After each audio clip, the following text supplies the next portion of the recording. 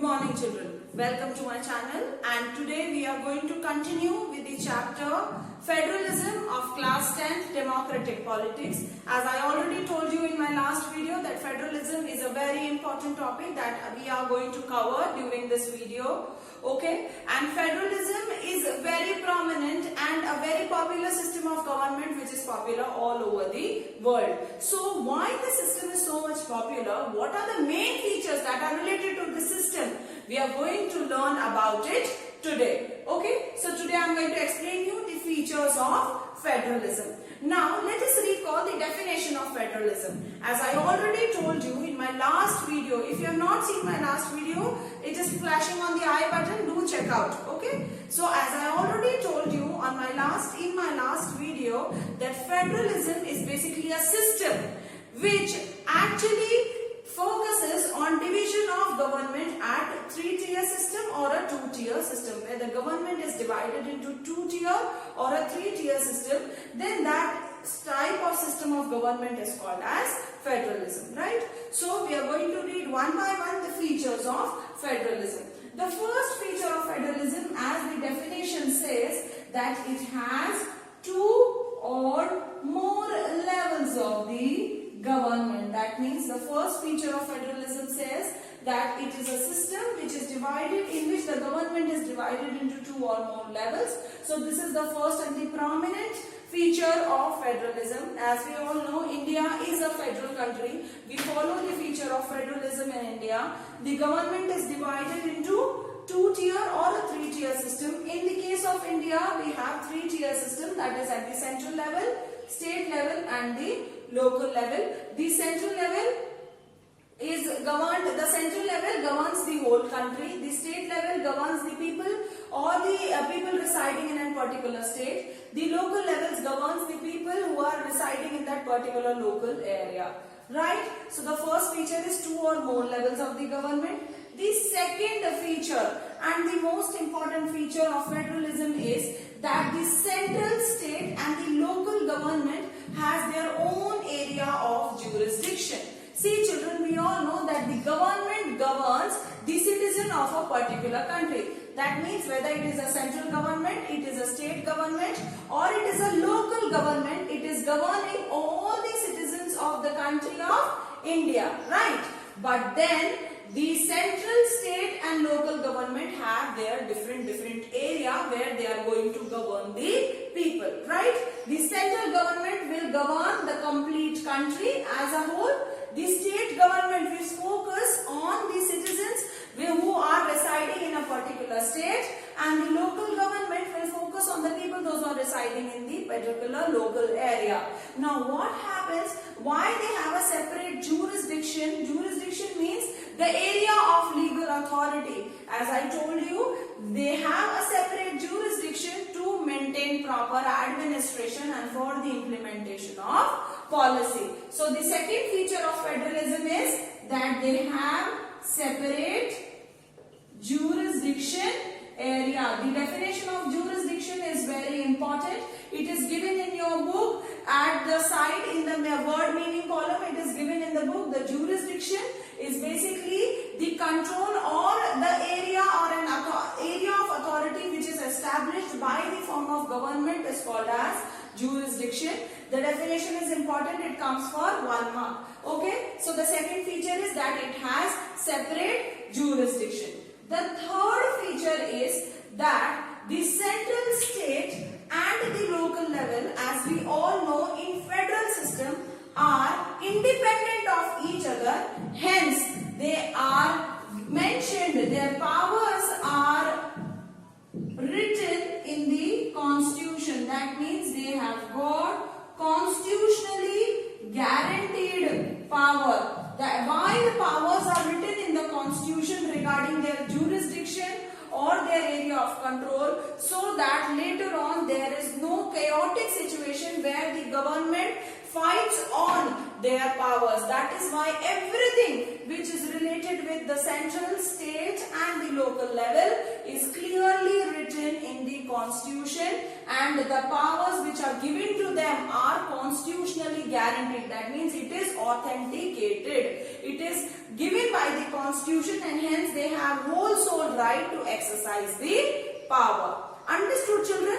Now, point number 4, very important. Point number 4 says that in a federal form of government, no single government can change the provisions of the constitution. That means no unilateral decision. That means a central government cannot take decision alone in any of the cases regarding change in the provision of constitution or regarding any decision which is going to influence state or the local government. Understood? They have to enter into a mutual discussion with the central level, state level and the local level cabinets or the people or the representatives.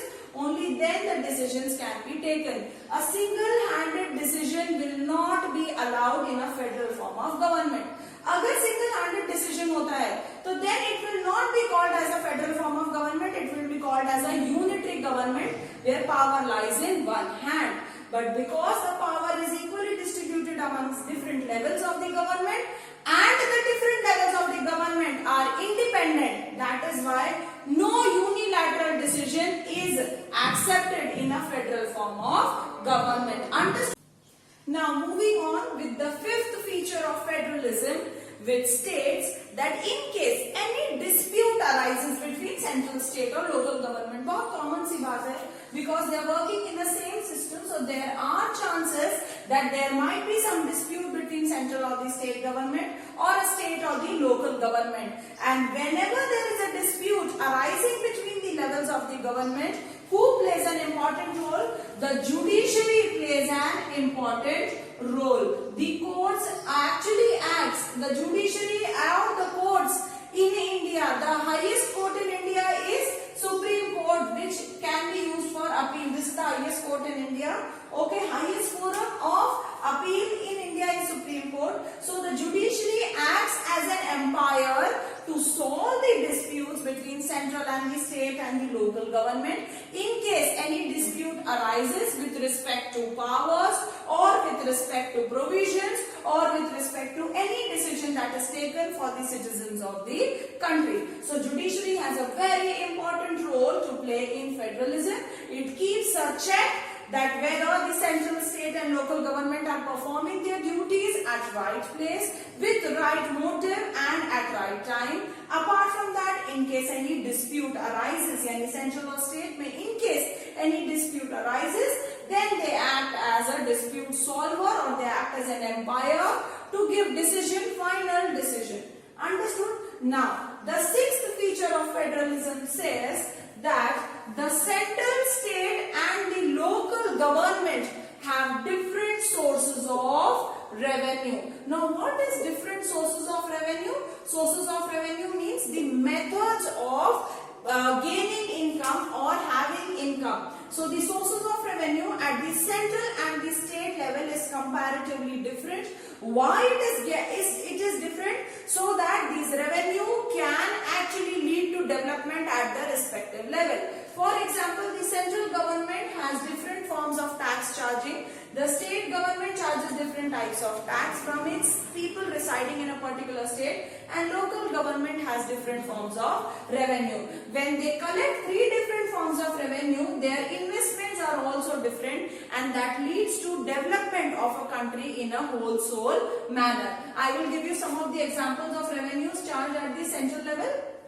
I'll tell you some of the taxes through which the government gets the revenue. For example, income tax is one of the revenue that is charged by the central level. Central excise duty tax is charged at the central level. State charges VAT, that is value added tax. Okay, it is charged by the state levels. The local level charges some of the revenues in the form of either in the form of cash or in a form of kind from the local people for the maintenance of the government. So because they have different sources of revenue, hence their development happens at different spheres, and that happens wholeheartedly. There is no dispute of revenue between central, state and local level. That is why Constitutional clearly guarantees the powers and the jurisdiction area of the levels of the government so that there is no chaotic situation occurring in the country. Understood? Point number 6 we have covered. The last and the foremost important point. The last and the foremost important point says that the main objective of the federal system is to safeguard and to maintain the unity between the people and to accommodate religious diversity. Children, if you remember, we have studied the case study of Belgium, where Belgium has accommodated its religious diversity by entering into a federal system in 1993, where it introduced central government, state government, and instead of local, it introduced a community form of government, which was very helpful for solving the religious diversity. Hence, the federalism has dual objective. First is to safeguard and promote the unity of the country, and the second is to basically accommodate the regional diversities which are present in the country. And that is why the mutual trust and consent is the essence of federalism. If the central, state and local levels of government do not have mutual trust between them or the consent between them while taking decisions, then the federalism will lose its dual objective. The dual objectives are to maintain unity and to accommodate religious diversity. Hence, whenever there is a decision taken at the central or the state level, there are some orders that have to be followed. Some states have to adjust according to the central order, and on that basis, the federal form of system remains successful in a country.